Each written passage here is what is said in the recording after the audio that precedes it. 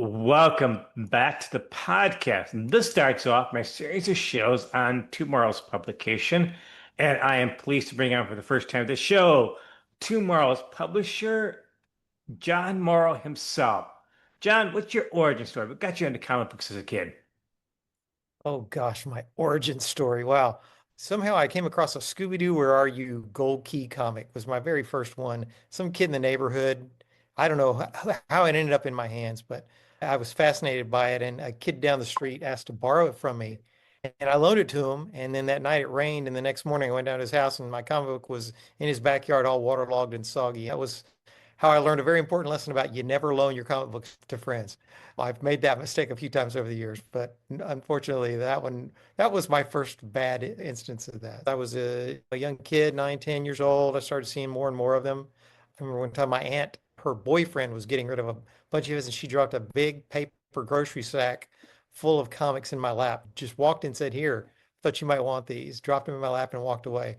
And in there was some crazy stuff that I really wish I'd kept. Some of it I did. New Gods number 6, The Glory Boat, which may have been my first exposure to Jack Kirby, but I think it was really an issue of Commandy, and that might have come a little bit later. That was so many years ago. When you were 10 years old, it's hard to keep all the sequences straight this many years later.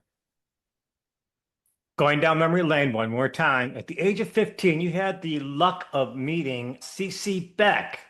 Do you know how famous he was at the time? First of all, I'm impressed with your research that you actually knew that I met CC Beck when I was 15. That was at my very first comic book convention, which was in Montgomery, Alabama, my hometown. The convention was called MontCon 77. A wonderful gentleman named Gary Schlegel Milch put this together, and it was at the local convention center in downtown Montgomery. I was like 15 or so, and I had been doing superhero drawings, terrible swipes, but selling them at like craft shows and stuff like that. Little kids would buy them. And we heard about this convention at the last minute. And my mom said, "Yeah, you really need to go set up there. That might be fun." Yeah, I set up there. It was like a little Saturday, Sunday event. And at the time, I had no idea what guests were. I didn't know what a convention was.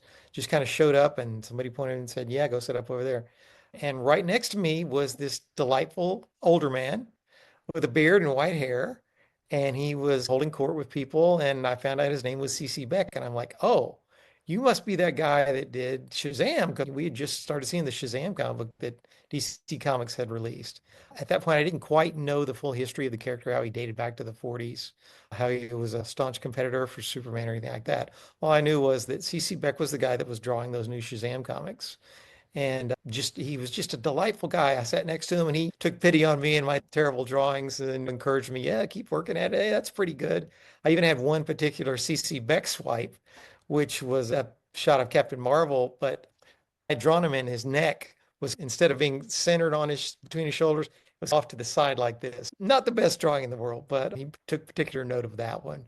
But we had a good time chatting, and he did a nice drawing for me. The local newspaper showed up to cover the convention, and he was the one guest there and the famous one. And they said, "Let's get a picture of you, Mr. Beck, and so we can interview you for the paper." He said, "Why don't we take it in front of my friend John's table over here with his art in the background?" And I thought, "Wow, that's fantastic."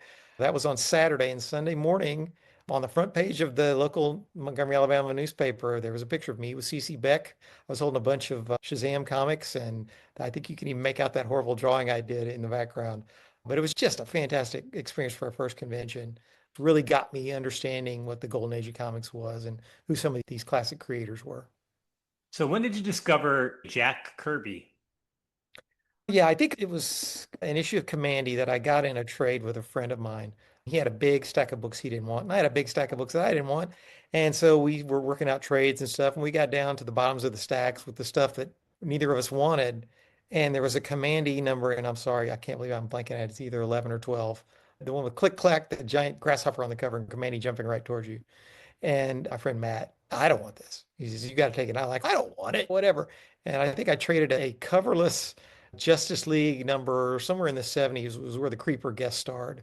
There was no cover on it. And that was my trade for that one. He felt, "Okay, coverless book, so what? I'll take it. It's better than this weird looking Commandy book." And I was like, "I'll give up a coverless comic for this and see what it's like." And I left it on the bottom of my stack for 2 weeks or something till I whittled away at all the comics. And then finally I got to the bottom. I didn't have anything else to read. And there was that Commandy issue with the giant grasshopper on the cover. I thought, I'll go ahead and read it. I went into it totally hating this guy's art style, square knees and big square fingers, and all the characters' faces kind of looked alike and stuff. And I just really didn't have any appreciation for Jack Kirby when I picked that book up. By the time I finished reading that book, I was like, I gotta find out more about this Jack Kirby guy because that was really I was totally engrossed by that comic. And from there, I worked my way backwards and learned about the Fourth World books, New Gods, Forever People, Mr. Miracle, Jimmy Olsen. Started picking those up from mail order dealers and things like that. And by that point, I was just a total dyed-in-the-wool Kirby fan. One of my best childhood memories was when I had chicken pox. Not many people can say that's a great memory for them, but I placed a mail order for some back issues from the Koch brothers, who are still around today, and ordered a bunch of Fourth World books, Jimmy Olsen, New Gods, Forever People, Mr. Miracle. And while I'm sitting there just miserable, home from school with chicken pox bumps all over me and just itchy and feeling horrible, the mailman showed up with this package. Almost completely forget about how miserable I was for the next 3 or 4 days until I got better. And that it's almost like that as a kid that just cements you for life. You know it's going to have some effect on you if it was that powerful when you were a kid. I didn't quite understand just how it was going to affect me, but it kind of makes sense now looking back that all these little events accumulated up to where I am today. Yes, because the core TwoMorrows is the Jack Kirby collector. I don't want to discount the Kirby fans and how energetic and enthused they are about Kirby's work and just the sheer number of them because he's got so many fans out there. I was doing this little 16-page Xerox newsletter. It was professionally designed because my wife and I were professional graphic designers, and but we had sophisticated enough software to do a nice looking job on it. But it was still hand Xerox at the local Eckerd drugstore, feeding dimes into the copy machine.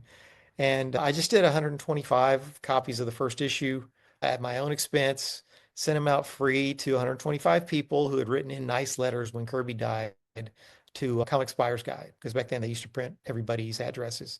So I just built a little 125 person mailing list, sent it out with a little note in there saying, hey, I'm still a big Kirby fan. I figure you are too. If you got anything you want to share, send it in. And sat back and just waited to see if there would be any response. And man, was I taken aback by the response. And it was just for the second issue, I had plenty of stuff because I'd used up basically all of my own ideas for the issue one. And so I was hoping people would send stuff in. By the second issue, I had enough contributions from other people of articles and art, stuff I'd never seen. So it was great fun for me to see all this unpublished Kirby work. And then by the third and fourth issues, every day my mailbox was filled with envelopes and packages of people sending me photocopies of things. That was still the very early days of email. We were on America Online at that point. And so we weren't getting so much digitally. Most of it was actually sent in and you had to retype it and that kind of thing. Kept building and building to the point where, let's say, I guess issue number 8 was the first issue that I decided, okay, this has grown so much, we need to actually try to get in comic book stores and try to professionally print it as well with color covers. Couldn't afford color on the inside back then, but it snowballed from there. Issue 8 was the first one in stores, sold great through stores. From there, we said, let's keep going. Instead of bringing it out 4 times a year, let's do it 6 times a year. And just the fans just kept responding and kept responding. They're still responding today. I just literally finished issue number 94 and sent it to the printer a couple of days ago. And just no signs of stopping at this point. Still having a great time doing it. And people are still seem to be really enjoy reading it. In 2019, you put out the Jack Kirby Collector 75, which is kind of like a trade edition that said Kirby and Lee, stuff said, and you did the whole Lee and Kirby in chronological order. How did you come about doing that? Because that is such a fascinating and objective read. Throughout the history of the Jack Kirby Collector, and even before I did it, there were two sides. There were the Lee fans and the Kirby fans. Stan Lee did everything. Oh no, Jack Kirby did everything, and he didn't get enough credit. And as I did the Kirby Collector, of course, it was by nature of what it was geared toward Jack and giving him credit for things. Although we did cover Stan some in there, but if you were obviously a Jack Kirby Collector publication is going to support Jack Kirby's side. As things went on, things get a little more contentious over time.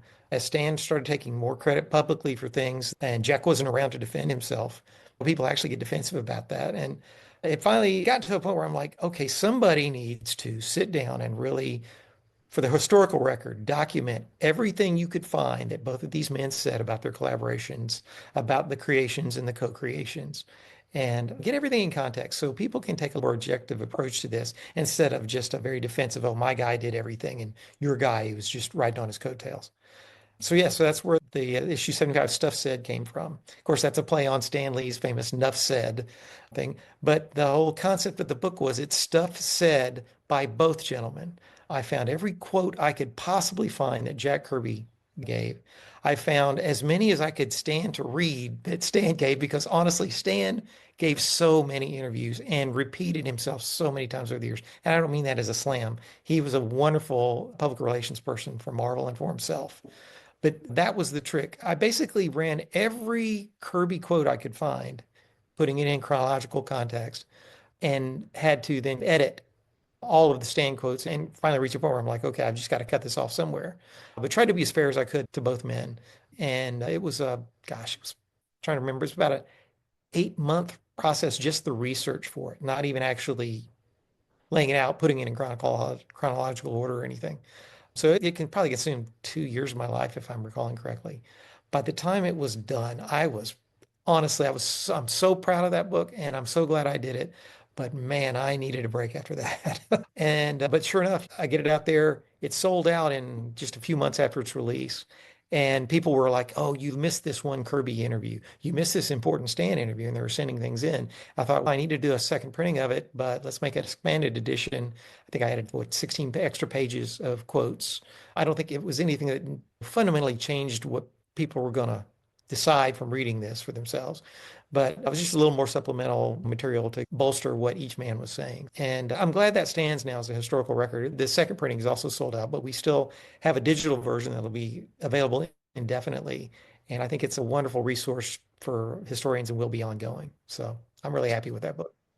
Yeah, I'm a big fan of the digital stuff. When did you decide to start getting into some of the digital editions, and are they part of your overall growth strategy? And on top of that, do you plan on re-releasing some of them out of print books into the digital edition? I'll work backwards from that. As far as releasing sold out books in digital form, everything that we have the rights to release in digital form are currently in digital form. There are some instances where an author didn't want a digital version released, and so we respect that and honor that. There are certainly instances where, for instance, DC didn't want some of our, I won't say they didn't want, but we didn't initially negotiate a digital version when we signed the agreements to do things like the Krypton Companion and the Batcave Companion. Those were done before we had any inkling of doing digital versions. There was no reason to negotiate one. We didn't know there would ever be such a thing. It's a little more difficult to go back after the fact and come up with an agreement that would allow us to re-release an older book like that in digital, particularly since Paul Levitz was the president of DC and the publisher for so long. And Paul has this great history in producing fanzines himself as a fan before he was a pro and was very sympathetic toward small publishers like us that were trying to carry on the kind of work that he was doing back in those days. Not to say anything negative necessarily about the current regimes at the two publishers. They're a lot more corporate centered now. That's their focus. They're not necessarily fan centered. And so it's just a little more difficult now with those older books. But going back, the digital thing was something it didn't exist. PDF files didn't exist when we started in 1994.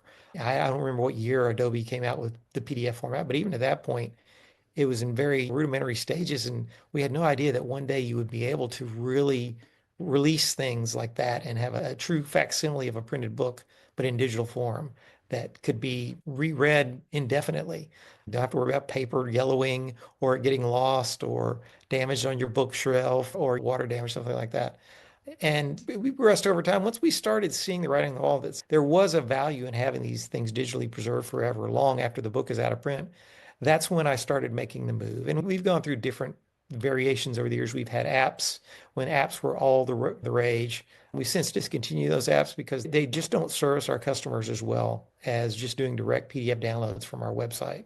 And that's where we are now. They can order digital versions directly from our websites, and that really serves our customers the best. And we're seeing over time, we're seeing it start out with you'd have like less than 1% of our orders would be for digital stuff. Now we're seeing closer to, it seems like more closer around 15%, something like that, I'd say. And that's an increase over just the last 4 or 5 years, where it was more like 10%. I'm still print all the way. I'm old school. I love holding a piece of paper in my hands.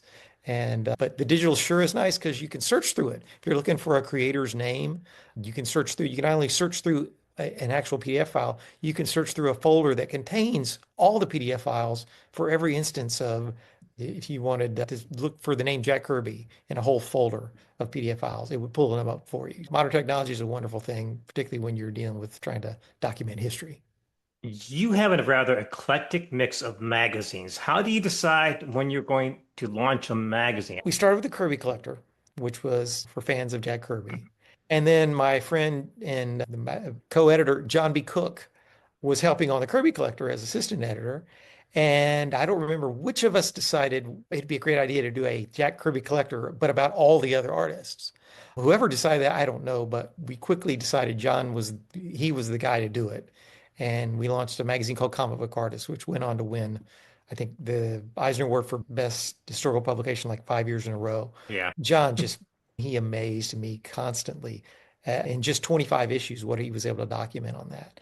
But from there, there's a lot of it is springboarding ideas out of my head. Like I really wanted to do another comics magazine that was more like the old magazine Comics in Review or Amazing Heroes, that was a little not quite what John Cook calls the carpet bombing version that he did in CBA, where you cover every minute detail of, say, Charlton Comics, for instance.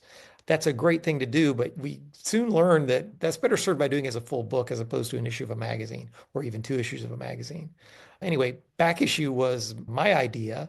But I was working with a fine gentleman named Michael Urey on a book on Captain Action. We had such a good time working together.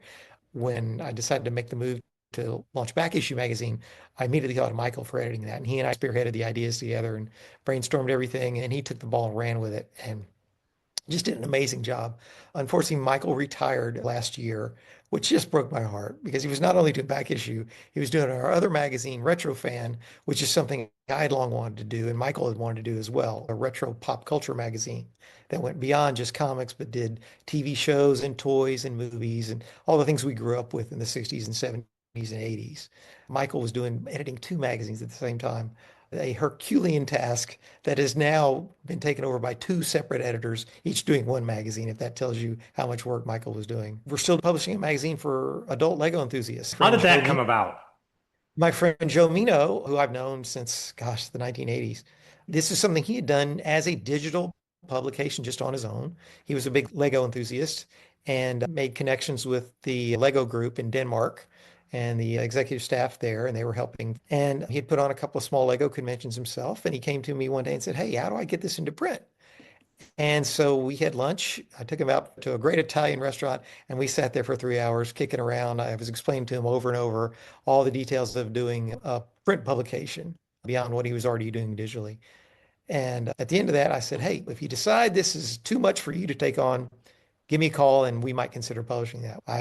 I think it was just a couple of days later, Joe called, "Yeah, this is a lot. Why don't we talk about maybe you doing the print version?" Kind of went from there. I had to get up to speed on Lego. That wasn't something, sure, I played with Lego bricks when I was a kid, but I certainly didn't understand Lego fandom the way my friend Joe did, who was so entrenched in it. I quickly learned though, and Lego fans are just as rabid about their hobby as comics fans are. It was great fun. There's actually a fair amount of crossover. A lot of comics fans are Lego builders. A lot of Lego builders are comics fans.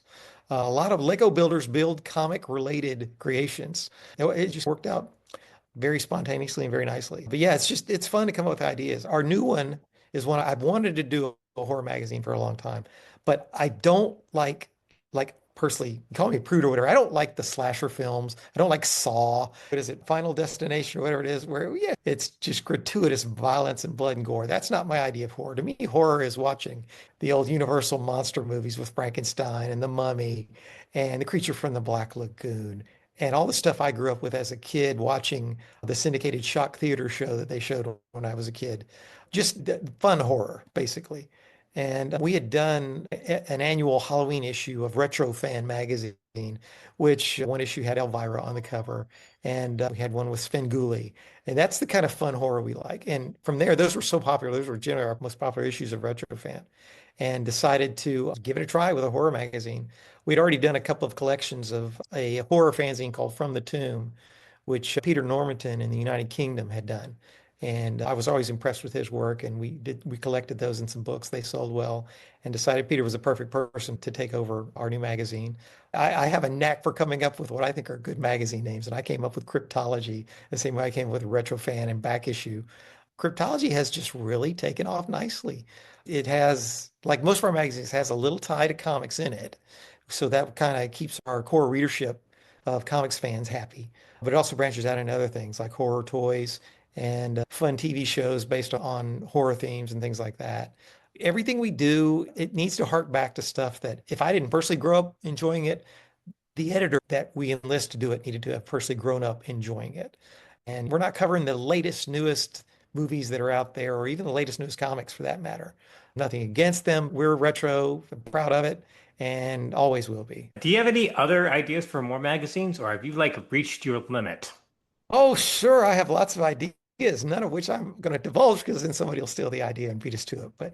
But again, we've got 7 magazines now. We literally yesterday had our first delivery of new publications since Diamond Comic Distributors filed bankruptcy on us back in January.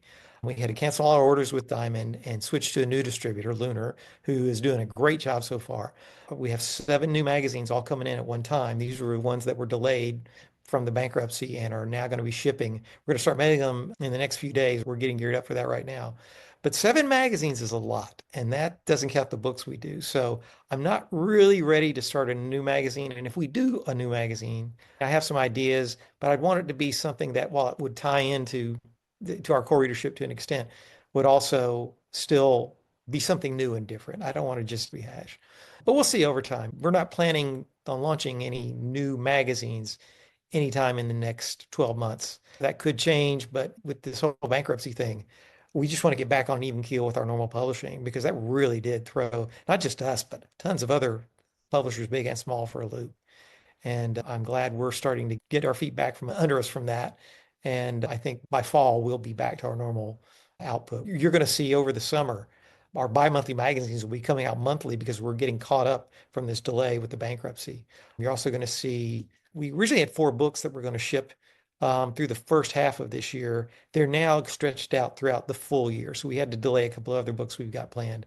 But we'll be announcing those probably. I think we're going to do a panel at the San Diego Comic-Con this summer, and we'll announce some pretty exciting new things we've got planned for next year, book-wise. And one of which people have been waiting for a long time. I won't tell you what it is, Jim Aparo, but we will hopefully make some people very happy with that. So, like you, over the decades, I've always heard comic books are on their last leg, and COVID did a hit, and Diamond did a hit. You guys seem to be still growing and expanding both as terms as publications and books. Is that pretty accurate? We're at a good point right now in terms of size. I don't want to expand much beyond where we are just yet. And market conditions will really determine a lot of that. We may see within a year from now that, oh, okay, one of our publications just isn't selling well anymore. Maybe you'll cancel that and then we would start a new one, for instance. I've got a whole lot of book ideas that I want to do, some of which just no other publisher would touch. We're doing a book on the history of comic books that were based on movies, like the Jack Kirby's 2001 adaptation, Walter Simonson's adaptation of the first Alien movie. Let's see, the adaptation of the Steven Spielberg comedy 1941. Now, those are newer examples. So those sound like they would have a little allure for today's readers. But we're going back to the late 1930s, comics that were based on black and white movies and silent movies that had comics based on them, things like that, all the way up through the 50s, which was really the first golden age of comic books based on movies. And that's a pretty niche audience for a book like that, but it really deserves to be covered. It's historically important material, and you just can't do justice to it in a magazine issue or even 2 magazine issues. It needs a full book. That book is actually a sequel to one we did on the history of American TV comic books, which are comic books based on TV shows. It's a very modest selling book. The TV one was, but at least we can do some lower income producing publications like that because we want to, as long as we don't lose money on them. And as long as we have a few better selling ones to offset there. I've said this many times, but nobody with TwoMorrows is getting rich, especially me. But we are getting very rich historically. and just enjoyment wise. This is 30 plus years I've been doing this, and I am just the most fortunate guy in the world to be able to get up every day and go do work on something that I love. And I may not really care about comics that were based on movies, but I care about comics. I care about comics history, and I care about getting that material out there for the people that do really want to know more about comic books based on old movies. And getting to do a Jack Kirby magazine for 30 years plus now is just, I could never have imagined that as a kid. If someone had told me, I'd have been like, wow, I've got a great future ahead of me. It's such a joy to work on each issue of the Jack Kirby Collector.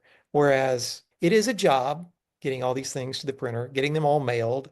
We're going to be working our tails off for the next 3 weeks getting all this stuff mailed. But it's just so much fun. And it's so much fun to be involved with other people who have the same love of comics and comics history. And the enthusiasm is infectious. You go to conventions and it's just stand there and people walk up to your table and tell you how much they love what you do. How many people have a job that are praised that way on a regular basis?